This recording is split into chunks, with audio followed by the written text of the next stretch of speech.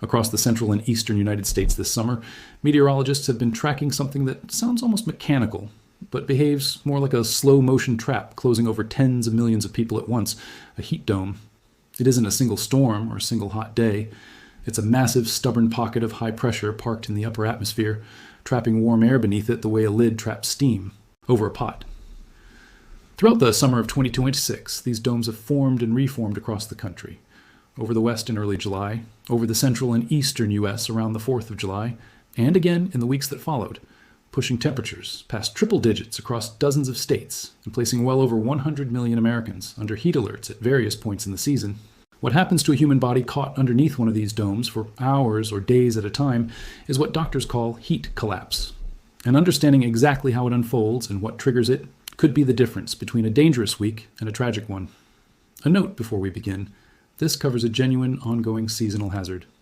If you A, are currently under an active heat warning or advisory, please prioritize official National Weather Service guidance and local emergency resources over any general explainer, including this one. To understand why heat domes have become such a consistent, recurring threat, you first need to understand the atmospheric mechanics driving them. A heat dome forms when a strong ridge of high pressure builds and stalls in the upper atmosphere, creating what meteorologists sometimes call a blocking high. This ridge acts like a dome-shaped lid, trapping warm air underneath it across a broad geographic area. As that warm air sinks back toward the surface within the dome, it compresses and heats further, intensifying temperatures at ground level well beyond what ordinary summer weather would produce. Because the high-pressure system is so stable, it also tends to push away the clouds and storm systems that would normally provide some relief, leaving skies clear and sunlight relentless day after day. If the pattern remains locked in place, as forecasters have repeatedly warned could happen well into August during the 2026 season, a heat dome can linger for days or even weeks, allowing heat to accumulate. Progressively, with overnight temperatures failing to drop enough to offer real relief before the next scorching day begins. That combination, extreme daytime highs, oppressively warm nights, and days or weeks of sustained duration, is what makes heat domes so uniquely dangerous compared to an isolated hot afternoon. The human body needs a break from heat to recover. A heat dome, by its very nature, is designed by the atmosphere to deny exactly that. Meteorologists distinguish heat domes from ordinary summer heat precisely because of this trapping mechanism. An isolated hot day, driven by simple seasonal warming, typically resolves within a day or two as normal weather patterns move through. A heat dome, by contrast, represents a genuine disruption of the usual atmospheric flow. A large-scale traffic jam in the jet stream that allows a single weather pattern to stall in place far longer than it normally would, sometimes for a week or more, occasionally stretching even longer when the underlying pressure ridge proves especially stable. The 2026 heat season has been defined less by a single dramatic event than by a pattern of repeated overlapping heat domes moving across different regions of the country in sequence. In late June, a heat dome settled over the central and eastern United States ahead of Independence Day, pushing temperatures past 100 degrees Fahrenheit across more than 24 states and exposing roughly 170 million Americans to extreme heat through the holiday weekend. The National Weather Service warned of heat indices approaching or exceeding 105 to 110 degrees in many areas, driven by the dangerous combination of high temperatures and high humidity. Just as that system began to ease, forecasters identified another heat dome building over the western United States, with hazardous extreme heat expected to shift into the central U.S. shortly afterward. By mid-July, yet another sprawling heat dome had developed, delivering widespread high temperatures between 95 and 105 degrees across the northern plains and upper Midwest, threatening to set new record highs in cities including Minneapolis, Indianapolis, Chicago, and Omaha.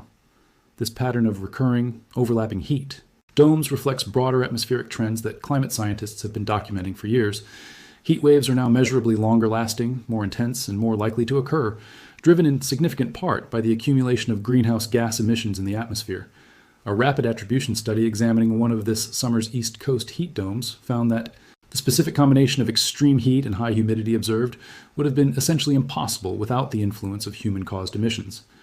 Attribution science of this kind has become an increasingly important tool for understanding exactly how much individual extreme weather events have been shaped by long-term climate trends.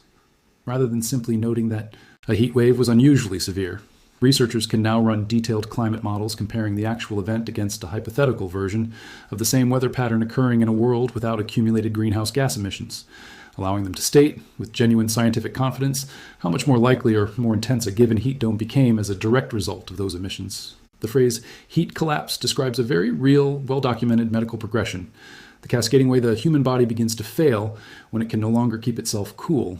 Under normal conditions, the body regulates its internal temperature primarily through sweating. As sweat evaporates from the skin, it carries heat away from the body, keeping core temperature within a narrow, safe range. But this cooling system has real limits.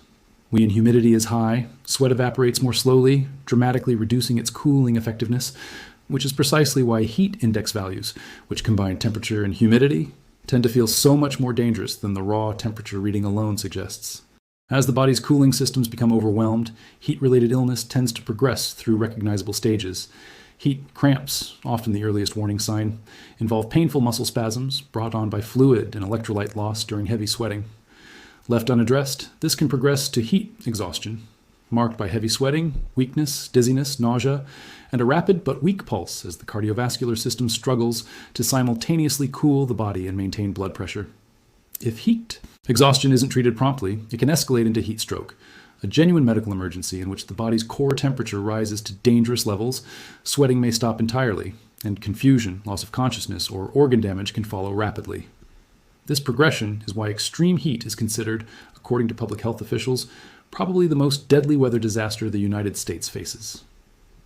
The Centers for Disease Control and Prevention estimates that roughly 1,220 people are killed by extreme heat every year in the U.S., a toll that often goes under-recognized compared to more visually dramatic disasters like hurricanes or tornadoes, precisely because heat-related deaths tend to unfold quietly, indoors, over hours or days, rather than in a single dramatic moment. This slow, often invisible progression is part of why public health officials describe extreme heat as a uniquely underappreciated danger. A hurricane generates dramatic television footage, flooded streets, collapsed structures, visible destruction. A heat wave, by contrast, often produces its most severe consequences behind closed doors in unair-conditioned apartments and D-homes, among people who may not even realize how dangerously their condition is deteriorating until it becomes a medical emergency. That quieter, less visible nature makes public awareness and proactive checking in on vulnerable people especially critical during extended heat events. While extreme heat threatens everyone exposed to it, certain populations face significantly elevated danger, and understanding who they are is central to preventing the worst outcomes. Older adults face particular risk because the body's ability to regulate temperature and detect its own overheating naturally declines with age, and many older adults also take medications that can interfere with the body's normal cooling responses. Young children are similarly vulnerable since their bodies heat up faster than adults, and they may be less able to recognize or communicate the early warning signs of heat illness themselves. People with pre-existing health conditions, cardiovascular disease, respiratory illness, diabetes, and others face compounded risk, since extreme heat places additional strain on organ systems already working under stress. Beyond these physiological factors, socioeconomic circumstances play an enormous role in who actually survives a heat wave and who doesn't. People without reliable access to air conditioning, including those experiencing homelessness or living in older housing without adequate cooling infrastructure, face dramatically elevated risk during extended heat events. Outdoor workers in construction, agriculture, landscaping, and delivery services face direct, prolonged exposure to dangerous conditions as an unavoidable part of their jobs, often during exactly the midday hours when heat risk peaks. Urban environments introduce their own additional layer of risk through what's known as the urban heat island effect. Dense concentrations of pavement, concrete, and buildings absorb and retain heat throughout the day, then slowly release it overnight, meaning cities frequently experience significantly higher nighttime temperatures than surrounding rural areas. Residents of lower-income urban neighborhoods, which often have less tree canopy and green space to help moderate local temperatures, can face substantially elevated heat exposure compared to more affluent areas within the very same city, an inequity that public health researchers have increasingly documented as a critical factor in understanding who actually suffers the worst outcomes during major heat events. Understanding what happens next during an ongoing heat emergency requires paying attention to several key factors meteorologists and public health officials track closely. The first is duration. A single hot day, however uncomfortable, rarely produces the same level of danger as a heat dome that persists for a week or more, because the body's ability to cope with heat stress diminishes with each successive day of insufficient overnight cooling. Forecasters tracking the 2026 season have specifically warned that some heat domes have the look of long-lasting events, with limited rainfall and a jet stream pattern capable of sustaining high pressure well into August. The second is nighttime temperature. Overnight lows failing to drop enough to provide meaningful relief, sometimes described by meteorologists as record-high overnight minimums, prevent the body and the indoor environments people rely on for recovery from ever fully cooling down between dangerous daytime peaks. This factor is often underappreciated compared to TIO daytime highs, but public health researchers increasingly point to warm nights as one of the most dangerous and most rapidly worsening aspects of modern heat waves. The third is humidity, captured in the heat index rather than the raw thermometer reading. A day with a heat index of 110 degrees poses a meaningfully different danger than a day where the actual air temperature reaches that same number, because humidity directly determines how effectively the body's sweat-based cooling system can actually function. Finally, forecasters watch for the specific atmospheric conditions that could either break the pattern, an incoming cold front, a shift in the jet stream, developing storm, systems capable of introducing cooler air, or reinforce it further, strengthening the ridge E and extending the dangerous conditions for an additional stretch of days or weeks. Meteorologists tracking the 2026 season have specifically flagged the risk of what's sometimes called a heat dome cascade, a pattern in which one dome weakens only to be replaced almost immediately by another forming nearby, creating the appearance of a single continuous extreme heat event even though it technically represents several distinct atmospheric systems moving through in sequence. For residents on the ground, this distinction matters less than the practical reality. Little sustained relief week after week, as the underlying large-scale weather pattern continues to favor the formation of new high-pressure ridges across different parts of the country. Despite how serious and widespread these heat emergencies have become, public health officials are consistent on one crucial point. Heat deaths are almost entirely preventable, given the right precautions and community support. During active heat waves, the National Weather Service and public health agencies recommend a consistent set of core precautions. Staying hydrated throughout the day rather than waiting until thirst sets in, wearing light-colored, loose-fitting clothing, minimizing strenuous outdoor activity, particularly during peak afternoon heat, and to seeking air-conditioned spaces whenever possible, including public cooling centers or those without reliable air conditioning at home. Reducing direct sun exposure and eating lighter meals which require less metabolic effort to digest can also help the body manage heat stress more effectively. Beyond individual precautions, community-level vigilance plays an outsized role in preventing heat deaths, particularly among isolated or vulnerable individuals. Many heat-related deaths involve people, often older adults, who become dangerously overheat, alone, without anyone aware of their worsening condition until it's too late.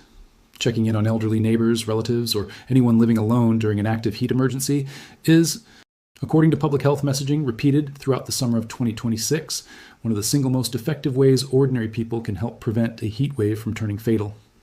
Public health agencies have also emphasized the importance of recognizing early warning signs in oneself and others before a situation escalates toward a genuine emergency. Feeling unusually fatigued, dizzy, or nauseated during hot weather should be treated as a signal to immediately move to a cooler environment, rest, and rehydrate, not something to push through in order to finish an outdoor task or activity. If someone shows signs of confusion, a rapid pulse, hot and dry skin, or loss of consciousness during extreme heat, that represents a genuine medical emergency requiring immediate professional attention, since heat stroke can cause lasting organ damage or death within a relatively short window if core body temperature isn't brought down quickly. Communities across the country have also expanded access to designated cooling centers during major heat events, air-conditioned public spaces, often located in libraries, community centers, or municipal buildings, specifically intended to give people without reliable air conditioning at home a safe place to escape dangerous indoor heat during the hottest parts of the day. A heat dome doesn't arrive with the visual drama of a hurricane making landfall or a tornado touching down. It arrives quietly as a subtle shift in the upper atmosphere and then simply refuses to leave, trapping heat over entire regions for days or weeks at a time, working its way, degree by degree, into homes, workplaces, and human bodies that have limited capacity to cope with sustained extreme heat. The summer of 2026 has offered a clear, repeated demonstration of exactly how this pattern unfolds, dome after dome, moving across different regions of the country, each one pushing tens of millions of people into the same dangerous territory. What triggers the next phase of danger isn't usually a single dramatic event. It's the quiet accumulation of days without relief, nights that stay too warm, and humidity that turns an already hot day into something the body simply cannot cool itself against. Extreme heat remains, by most public health measures, the deadliest weather phenomenon Americans face each year. Deadlier than hurricanes, deadlier than tornadoes, deadlier than winter storms. And yet, unlike many of those other disasters, Heat collapse is largely preventable. One bottle of water, one air-conditioned space, and one welfare check on a vulnerable neighbor at a time. Stay cool, stay informed, look out for each other.